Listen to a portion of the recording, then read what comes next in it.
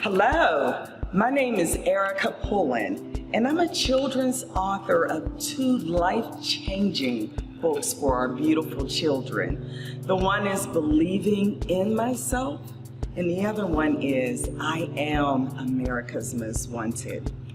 So let me tell you, this was my first book actually.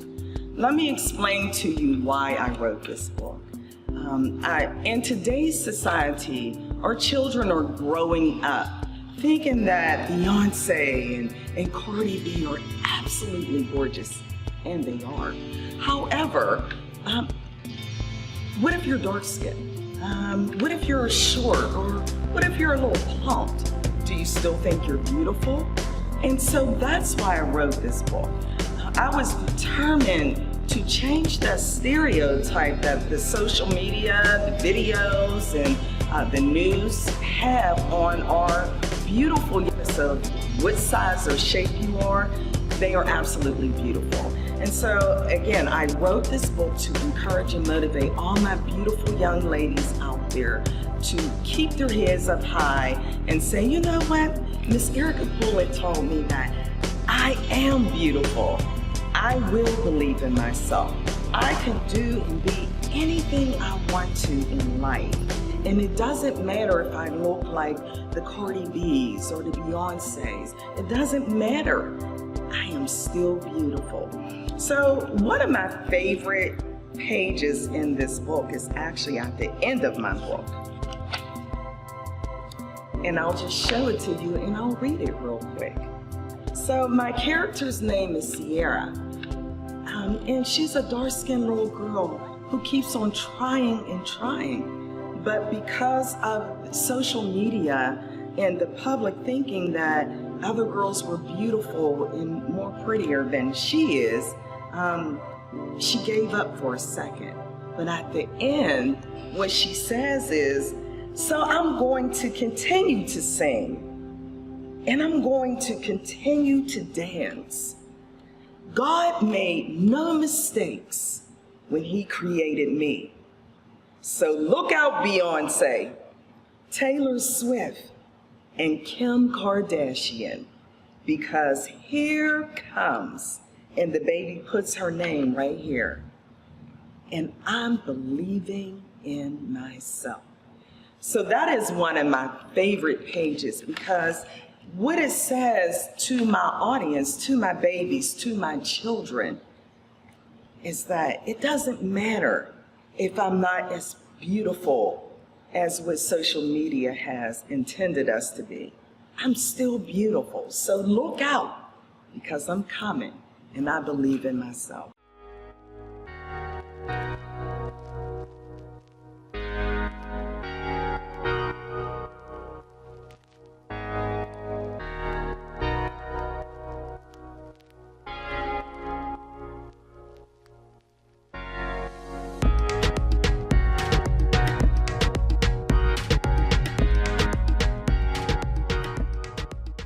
Thank you so much for joining us here on another episode of AIBTALKS.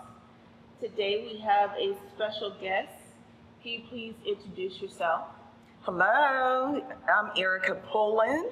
I'm a children's author and the CEO of my own publishing company. What services do you offer to other aspiring authors in your publishing company? Absolutely. So, well, first of all, let me say that I am an Ad Nation member. So, shout out to Dee Lee. Thank you so much. The services that I offer with We Publishing Company is a full range of self-promotion. We specialize on self-promotion, trying to assist and provide tutorial skills to individuals who would possibly want to self-publish and not spend thousands and thousands of dollars on a publishing company that cannot guarantee you that you'll be the next New York Times bestseller. So what I decided to do was say, you know what? We need to keep that money in our pockets, our nickels, our dimes, and self-promote. So we are a full-fledged company We provide editing, marketing, promotion. We do it all. And now we are referring our clients to AIBTALKS. So I'm super excited about that as well. But more importantly, we like to provide tutorials for individuals who are looking forward to self-publishing. That's pretty awesome because, you're absolutely right. Sometimes we, as authors, think as though after we publish the book, it's just going to automatically become a bestseller. Right. And not really realize that we are responsible to self-promote. Absolutely. So what is one of the top ways, not all, because we do understand that you guys offer the services under your publishing company, but what can someone do right now on a shoestring budget to self-promote them besides social media? That's an excellent question. Well, first of all, let me go back a step because I am a children's author, so I know the struggles that other authors have as far as not having the appropriate funds to go after a publishing company. So my advice to any author out there that's looking for either self-publishing or just publishing in general is to research, to ask questions, not just on social media, other authors that you know. Google, read, because that's what I do from sun up to sundown. I'm always reading, researching, what can I do to be to improve my skills, my writing skills. What can I do to promote? What can I do to market? And so I go online, I read, I look at, again, other authors that are successful, such as yourself, and see exactly what they're doing. So my advice, again, for someone that's looking for advice is to ask questions and research, and never give up. Never give up, and always believe in yourself. That's amazing. We all have like a different grade or grading scale that on a level of success. Like sometimes the grading scale level is different from some. Mm-hmm. So what is the score sheet on an author being successful? Do you consider an author being successful by the number of books they publish? Do you consider an author being successful by the number of readers they have? Like, what would be your advice if we were watching this and we're like, oh, this person's successful, or this person, I'm not successful? What inspiration can you say to your clients? No, you are successful by this grading scale. So I don't think it's about how many books you sell, how many people follow you. I think is, have you made a difference in the lives of someone? Have you touched somebody's life with your book? And, I have this saying, if I have made a difference in the life of one of my babies, one of my children, then I'm successful. I've done my job. Now, with that, I want books to sell. I want to promote. I want to market. However, when I receive a card in the mail or a gift or anything that says, Miss Erica Pullen, thank you so much for believing in me and for the books you have currently written, because it has totally changed my life. I now believe in myself. I know now that I can be America's Most Wanted and accomplish all my dreams. And so, so again, my advice to authors would be to say, if you touch one person's life with your story, with your book, then you're successful. And you know what? It is true. It is very, very true that when, I think when I hear your story, when you say one of the young people read your books, or one of the young people send you a letter and tell you how you impacted their lives, it makes everything worth it. Like that editing that you said that you went through, the self-promotion that you said you went through, the formatting, the illustration, it makes it worth it. Which brings us to our next question. Does a big ego help or hurt writers? Well, that's a hard question. I think that you have to believe in yourself. I've had so many naysayers in my life that I could have went backwards. I could have went down the wrong road. But because I believed in Erica, I believed in Erica Lynn, and I wanted to follow my dreams. And so, no, have I allowed my ego to get in the way? Absolutely not. But, however, I don't want anyone to think like I'm just greater than, God's gift to this earth or anything like that. But I think believing in yourself kind of aligns with having an ego, if you will.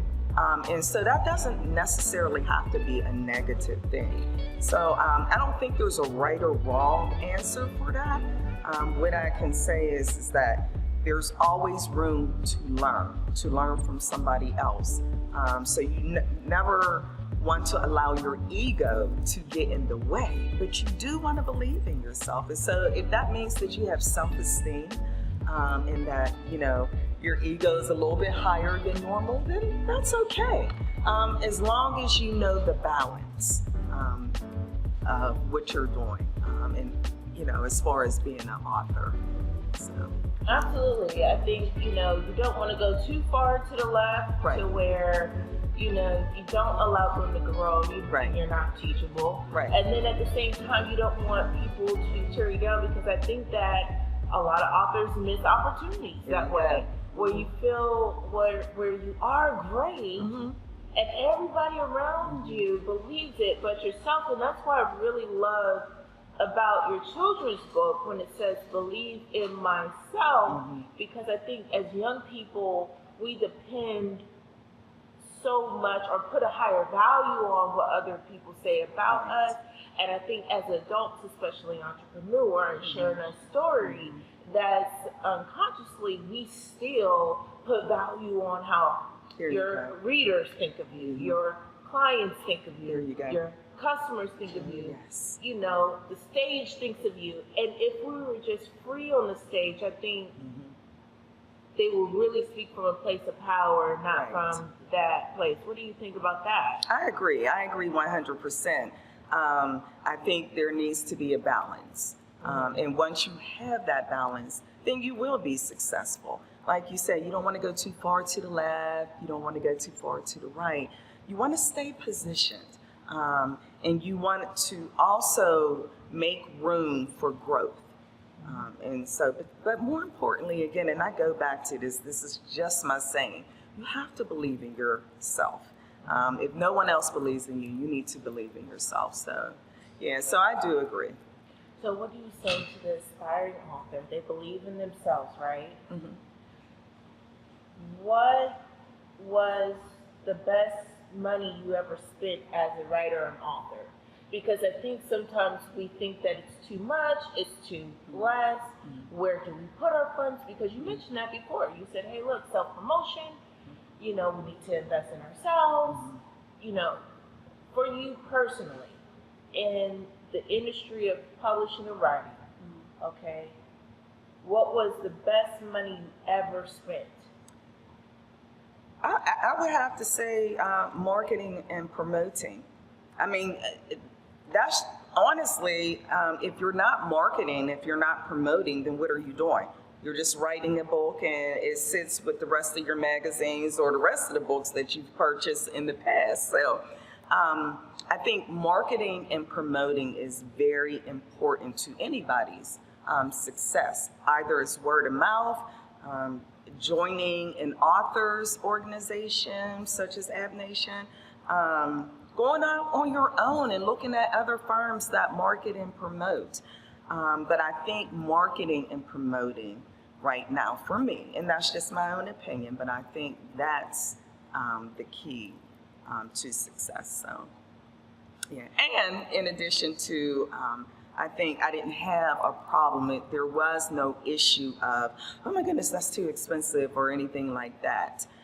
It was, you know what, I need to do this for me because I want the world to know what I'm out here doing.